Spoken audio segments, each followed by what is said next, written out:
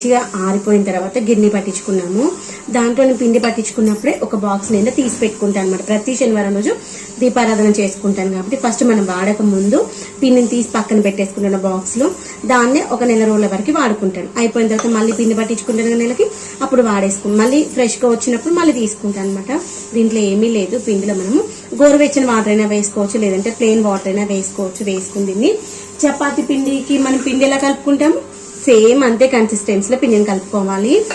కావాలంటే కొంచెం ఆయిల్ వేసుకోవచ్చు, ఆయిల్ వేసుకోకపోయినా బాగానే వస్తుంది. మనకి పిండి తరపడం సరిగా రాదు అనుకునే వాళ్ళు కొంచెం ఆయిల్ వేసుకోవాలి. కొంతమంది అరటిపండు కూడా వేసుకుంటారు.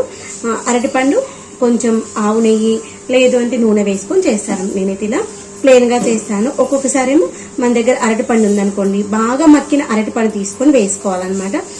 ఆ యొక్క అరటిపండు బాగా మంచిగా గుజ్జు గుజ్జులాగా చేసి ఈ యొక్క బియ్యం పిండిలో కలిపేసి రిమైనింగ్ కొంచెమే పడితే అప్పుడు వాటర్ చూసుకొని వేసుకోవాలి. దీన్ని మనం చపాతి పిండి లాగా తయారు చేసుకున్న తర్వాత దీపం ఎలా తయారు చేసుకుంటాను, దానికి ఎలా అలంకరించుకుంటాను, తర్వాత దాన్ని నేను కింద పెట్టకుండా దీపపు కుందులు ఉంటాయి కదా, ఆ యొక్క దీపపు కుందులో పెట్టుకుంటాను అనమాట. ఆ యొక్క దీపపు కుందులో పెట్టుకుని మధ్యలో గొట్టం లాంటివి వస్తాయి కదా, దాన్ని పెట్టేసి ఎలా చేసుకుంటాను, ఎక్కువసేపు దీపం అనేది వెలగాలంటే ఎలా చేయాలి అవన్నీ చూపిస్తాను. మనం ఇప్పుడైతే నేను 2 పిండి ప్రమిదలు చేస్తున్నాను. ఒక్కొక్కసారి 5 పిండి ప్రమిదలు చేస్తాను, ఒక్కొక్కసారి 7 పిండి ప్రమిదలు చేస్తాను, ఒక్కొక్కసారి 2 పిండి ప్రమిదలు పెద్దగా చేసేసి వాటిని మంచిగా అలంకరించుకొని చేస్తాను అనమాట. అది మన వీలుని బట్టి అలా చేసుకుంటా ఉంటాను. ఇప్పుడైతే 2 చేస్తాను, అవి 2 కూడా పెద్దగా చేస్తాను. ఫస్ట్ అయితే మనము ఎన్ని చేయాలనుకున్నాం అన్ని ఈక్వల్ సైజులో ఉన్నాయో లేవో ఒకసారి చెక్ చేసుకోవాలి. చెక్ చేసుకున్న తర్వాత ఇదిగోని పిండిని పక్కన పెట్టేసుకుందాము.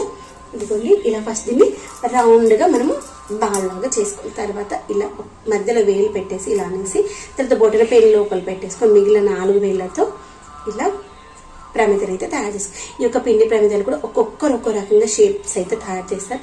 నేనైతే ఫస్ట్ నుండి ఇలానే చేస్తాను. అమ్మ ఇలానే చేసేది, నాకు ఇలానే అలవాటు అనమాట. లేదు మనము ఇంకా వేరే షేప్లో చేసుకోవాలన్నా చేసుకోవచ్చు అనమాట. ఇలా చేసుకున్నాను కదా, వీటిని నేను పిండిది ప్రమిదలో పెడదాం అనుకున్నాను కానీ ప్రమిదలో పట్టు పెద్దగా ఉన్నాయి. ఇదిగోండి ప్రమిదల కింద వచ్చేటువంటి ఈ యొక్క బేసెస్ ఉంటాయి కదా, దీంట్లో పెడతాను. ఇదిగోండి ఈ యొక్క ప్లేట్ ఎప్పుడైనా పిండి ప్రమిదలు కింద పెట్టకుండా అయితే ఇలా ప్లేట్ ఇత్తడి ప్లేట్లో కానీ లేదంటే ఆకులు ఉంటాయి కదా తమ్మ కూడా ఇదిగోండి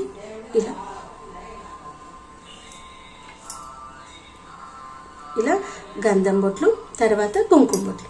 కుంకుమ అయితే డ్రైగానే పెడతాను, పట్టేస్తుంది.